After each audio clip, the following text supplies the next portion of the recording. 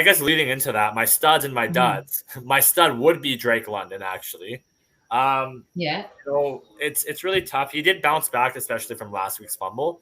I think that's awesome. Considering that we were in the red zone and he went and fumbled the ball. That was just, it's not something you need to do as a wide receiver, especially when you're that close to a drive to win. He's a rookie.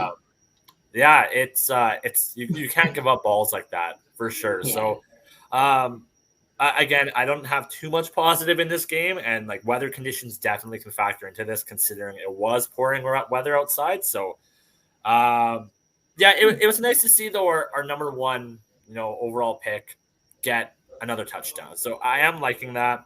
I believe right now he has, I think, 3 on the year. So for his rookie season, he's not doing bad, and he keeps on, staying in that top 5 rookie spot. So it's good to see that he's performing. And actually, up to this point, fun fact, he hasn't had a drop, which is pretty impressive, actually, considering he's a rookie. So, 10 games. Yeah. Well, everyone has their like first beginnings, That's what I like about kind of the rookies from what I've been seeing. Yeah. It's just the start. Yeah, I definitely agree. Like a lot of the wide receiver rookies right now are balling out, actually. Like Garrett Wilson, Chris Olave, Drake London. Actually, even last game, I'm not sure if you caught the Green Bay game with Christian Watson too. He got 3 touchdowns, right? Like these wide receiver class, like they're doing very, very well. Actually, the last couple have been pretty impressive. Even with the last one with like Jamar Chase and Justin Jefferson and Devontae Smith, like the wide receivers lately that have been coming out of college have been absolutely just nuts. So, but I guess, yeah, that was my stud. Unfortunately, my dud though, my dud is going to be Younghoe Koo, and it's Younghoe Koo not for the reason previously where he didn't get a lot of kicks, but he missed 2 extra point attempts, and you can't be doing that. I understand weather, and again, it was pouring. It wasn't like it was drizzling outside. Like the field was soaked. It was brutal. So you can't be giving it you can't be missing points like that. There's nothing else really to say about it. It's unfortunate, but yeah, he's definitely on the lower end of it lately. So, but yeah, it's kind of funny with our studs and duds. Well, next, we give the stars and the duds to whoever we are in that moment. Yeah. Last week they could have been a star, but now That's exactly it. It's a week-to-week thing, and especially with our division. It's not what we want it to be, obviously. So you got to look at the positive. When there's not much to look at, but again, there are some glimpses of hope, and I've used that term a lot, especially in this segment. But that is to look forward to in the upcoming future, right? Like there are good building blocks that are going to set the tone for like years and years to come. So that is something to definitely keep in consideration for sure too, right? But what about you? Well, I'm trying to even look up and remember when have we ever had 7 losses? Yeah. It's been a bit. It's been a long time. So, I mean, I'm in like, okay, let's remodel the house. Yeah. Let's do that. Is that why you changed around your view and everything? And yes, you had the flag in the background. I'm not saying anything, but coming up, I do have a list. Yeah. Oh, you have a guest coming up. Well, no, it's a list, but it's not a Christmas list. Oh, okay. Is it a naughty or nice list? It's an everything you need to do to get to the playoffs list. I like that. I might take that from you, actually. So. But yeah, I guess for the Panthers, I guess just shed a little bit of. I guess they won. I guess I shouldn't rub that in. Yeah, go ahead. No, it's deserving. I'm fully going to embrace that. We did not play well, so. And the Bucks lost in Germany too. No, Bucks won in Germany. Oh yeah. Yeah, the Bucks won in Germany. See, this is me dreaming. Yeah, I know. It's like the worst possible case scenario. Don't worry. Like I definitely understand for So sure. they are also two top of the division. Yeah. We don't have anyone here to speak on that. Maybe they I are being humble. yeah, maybe potentially. I did see actually some of the game a little bit. Julio Jones did get a touchdown, so that's Yes, yeah, nice. I heard Yeah, Julio that's good. Jones was pretty active. Yeah, Tom Brady is doing Tom Brady things, so there's definitely some highlights in that game. There was a lot of controversy with that game. I don't want to touch too much on it because I know we have a whole segment on that later. Yes. But yeah, like no, it's they're saying that jet lag is apparently a factor in all of this, but I don't Oh, I want to didn't. digress too much. Okay, cool, cool, cool. But who are your studs though? My okay, so I am a very positive person, so I still see the silver lining. I love it. And I'm gonna give it up to Juwan Johnson. Oh yeah, He, yeah, like I haven't seen him do that. He got a touchdown, and I was that's like, a who new is one. this guy? Apparently, he's a tight end. His number's 83. He played college at Penn State and Oregon, and they signed with him undrafted free agent in 2020. Nice. Uh, so he got like 18 yards in the second with 21 seconds left to bring it in. And it was first. Yeah. And he got, after that, one touchdown with 44 yards. So I think he's a good contributor as a tight end that we, I think, don't have to rely on Mr. Yeah. Hill as being such a tight end anymore. Well, and that's the thing too is like everybody knows at this point that Taysom Hill is a weapon, right? So any Mhm. kind of pressure that you can take off of him, and if you can get that dual tight end, Yeah. that's all ultimately what you want to do. And I know for a fact, even from having a coach Arthur Smith who is heavy, heavy, heavy on the tight ends, right? That's absolutely a key thing that you want in any game. In my opinion, honestly, I've said this on many platforms that a tight end, that position in particular, is a very underutilized position. Mhm. It's easily can be a third wide receiver. They're large, athletic people. Well, and that's the thing is a good tight end, in my opinion. And again, anybody can go and correct me on this, but a good tight end is good at blocking, but they're also good at catching. And essentially, like a good tight end is a universal position. Like they're going to be running, they're going to be catching, and they're going to be blocking. So it's very, very, very important, right? Mhm. And that's what makes, Travis Kelce so good. That's what makes George Kittle so good. That's what makes Mark Andrews so good, right? So that's what we want Kyle Pitts obviously to be, but he's still pretty young. It's only his second year, but um, he's got all of the genetics to go about and be that type of tight end. It just we haven't quite seen that from him yet. So Yeah. no, that's awesome. My dad. Yeah. Womp womp womp. That's my soundboard kid. We need to add a clip for Dennis that. Allen. Uh, Wow. Dennis Allen. Did you hear Call, that? I mean, yeah, calling Dennis Allen. Dennis Allen. Uh, Allen. this is the second time he's been a dud of mine. Yeah, like Um, wasn't he your dad last week as well? no. I had a lot of duds. I'm gonna make a montage of how many duds and studs. We should on it. You know uh, what? At the end of the year, we should honestly do that. yes, let's do it. Um, yeah, everyone's talking about let's get a new coach, like let's move Yeah, him back maybe to just defensive coordinator again. um we needed something needs to change. This is not use for a franchise thing for us, and I know we're working things out is all I gotta say. yeah. But we had, we had 19 false starts. The league average Wow. is 10.44. So we're tied for worst in the league with Denver. Gee, that's a very very bad hill to be on right now. There was also two, we got 12 defensive holding, and the league average is 3.97. We're the worst in the league with the Colts behind us at 9. Wow. So it's more so it's all our false starts, and I'm breaking it down. Yeah, I'm breaking it down. It's the false starts, it's the defensive holding in our penalties, and then 8 offensive holding. So Wow. we're tied with the LA Rams and the Eagles at 8. Yeah. So, but I think that's a little bit to do with the management. Yeah.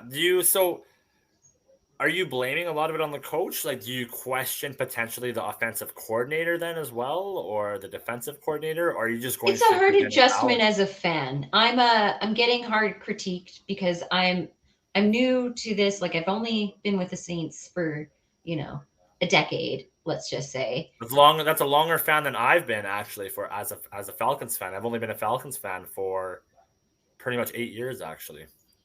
Yeah. So, there's I've only seen a little bit of the dynasty and like what things, and apparently I just came in after Sean Payton got like banned from the NFL. Yeah, there's And a they're whole like, "What, you're a Netflix Saints fan? Do you know there's a what's going Netflix on?" I'm movie like, on that. "No, I have no idea." But I mean, it's coming to do off of having like such a really great, like, how do you fill Sean Payton's shoes Well, I with the think team? You know, I think in my opinion, Nicole, that's what makes a very good dynasty though. You know what I mean? hmm Is you have such a strong, coaching staff, or you have a very strong, offense and defense that you can plug and play people, right? Like that's what makes these teams really, really good. Like if you look we have a Saints song named after Sean Payton. We have a Sean Payton dance. at well, and don't get me wrong, he's a great coach. Absolutely, Sean Payton was a great Mhm. coach, and I hate saying that because we had to play him, at least twice a year. It was terrible, but he he was in the Saints organization for a very long time, right? So like, why weren't more people developed? Like, how long was Dennis Allen with the Saints? Like, is this new for him? Like, did he just step into the role? I guess that's something maybe to I take back, but It's true. He was a defensive coordinator that like was underneath him. So you'd think that that relationship was kind of already there, but it might be a different, and like people who probably coach or play football might have a different perspective on the dynamics of being from a defensive coach to, an offense coach. But yeah. there's Saturday and he's a player and he's like, I I'm was going to just gonna coach. mention. So, what's your view then on Jeff Saturday? Like, a player stepping up to the plate when, like, actually, I guess this is well. There's no reason saying that we can't talk about this, but like, is that really the direction that people should be going? And what is that saying for, I guess, other organizations, right? That have those offensive or defensive coordinators that are looking to take that extra step, then to become a head coach. Like, is that If proper? coaches can become, broadcasters in Yeah. Fox, then who's to say a player can't be a coach? Yeah, you're not That's wrong, my honestly. thing. In ways too, I actually kind of I do agree with it. I like the outside the box thinking actually with the Indianapolis Colts. Players firsthand get to see a lot what we don't get to see, and don't get me wrong, I'm sure coaches see a lot more what's behind the scenes. You can kind of go back and forth with that as you wish, but um, the players are physically on the field, like they're seeing what's happening, in real time, obviously, and coaches see it from an angle, but experiencing it is a different story. So I do like that the Colts kind of took a risk and went that direction. And now I'm kind of thinking to myself, are other teams going to look at potentially making, the same kind of changes? Like, I know Tom Brady did go and sign a broadcasting deal. I can't remember if it's with CBC Mhm. or something. I don't remember where he's reporting, but um, like, does I don't know, do you see maybe Joe Flacco go and coach? Or, do you go and see, Ben Drew Roethlisberger step Brees. back in and coach? Like where That'd where be does it kind fun. of transpire now, right? Well, oh, this could link in so much segue into some discoveries. Oh yeah, no, Um, I definitely agree. Well, that's exactly it, right? It's just interesting, and this is why I really like the NFL, yeah, right? yeah. But yeah, no, it's a crazy time. It's definitely a crazy time. But yeah, even going back to my game, the one thing that I will say is I'll give away my be humble. Again, actually, I'm pretty sure this is my last week too. Is that Dante Foreman? Like, man, that guy is a stud, absolute stud. Like he breaks tackles like nothing. He gives me those Derrick Henry-esque vibes. And it really sucks because he was a Falcon last year, and he did actually have some Mm. times where he shined and he balled out, right? But I know there was a lot of structure change and there was a lot going on during that time, especially with the new coaching changes, the new GM, and so on and so forth. But he was great. He had 31 carries, he ran 130 yards, receiving yards he got, and he got a touchdown again. Like, that's unbelievable, right? The Mm. guy is absolutely like he's a weapon and a half. And if I was Carolina, I'd want to keep him. So it was an interdivision trade. Yeah, it was an interdivision trade. Like, so we Oh. only signed him, I believe, for a 1 year. But again, like, the unfortunate part about coaching and management changes is you will see an organization to organization that good players will fall through the cracks. Unfortunately, that's the reality. I know right now the Bears are going through it. I believe or was it the Bears? It might be the Ravens with Zadarius Smith. He's a really good defensive player, and he's been like a top sack leader for a bit, at least in like the running for like pretty much the last like few years. And like that's a regret that the Ravens have as well, right? So it sucks, right? Yeah, it's just unfortunate to see, but I'm happy he's getting the attention that he deserves. The only thing that I wonder now, though, is I know might be humble for Dante Foreman, but it raises a question that is it going to be the same kind of scenario with CMC, right? Like, sure, this guy is showing that right now he is your Mm. star, and Yeah. he's taking away the pressure from DJ Moore. But are you just going to end up overusing him then, like you've been using with CMC? And are you just going to keep running him to the point where he's going to have an injury and have to go on IR for 4 weeks? Like, that's what I'm I wondering. I think this just in, there's been some news that the team says that's good. They like him. Okay. But I think having your machine as a well oiled and having different outlooks and like you said, different stress points, you know, it's getting that experience out there even still. So Yeah. Yeah, definitely. because that's also too what I've come to know and being like, oh, well, how many starts did they have? And like, I guess starts are a lot different in having more confidence in where they stand Yeah. comparatively. I don't know. This is the next discovery. I think it's there's a lot of things to starts, right? Like, obviously starting a game as a player, like, you are confident in that player that they're gonna perform in that role, right? But at the same time, that's also why you have a wide receiver group, right? Mm. You have them so you can rotate them. So then that way, you don't just keep going and like letting him get hit and get hit and get hit and get hit. And then what ends up happening, unfortunately, is that's when the injuries happen, right? The whole point of having, that depth chart is to, be confident in your players. Sure, you have a number 1, 2, and 3 that are ranked, right? But at the same time, the whole reason for it is, you don't want them to get hurt. You don't want to see the stars get hurt. Like, even look what just happened with Cooper Kupp, right? Cooper Kupp is now on IR Yeah. for the Los Angeles Rams. And It's hard. You can't gamble. Like, I mean, it is more so a gamble, but is there, I guess every coach has a different line where they kind of maybe, I guess, understand it more of a personal health level of where people are playing at to know. Because I'm still kind of like curious about Callaway and him. So I was like, this is perfect. Like, we still have people on injury. You yeah, know, like, is it on players getting frustrated and being like, put me in, coach, and being like, I need that highlight because I'm like either say like a rookie or like new. I don't know. This is a whole. I digress. yeah, no, that's fine. I totally get you. It's there's a lot to talk about with it for sure. No, I absolutely agree. But Thanks for watching. If you like that clip, be sure to check out the other great content from the Let's Talk Football community. And as always, please like, subscribe, and hit that notification bell so you'll be notified when more great content like this becomes available.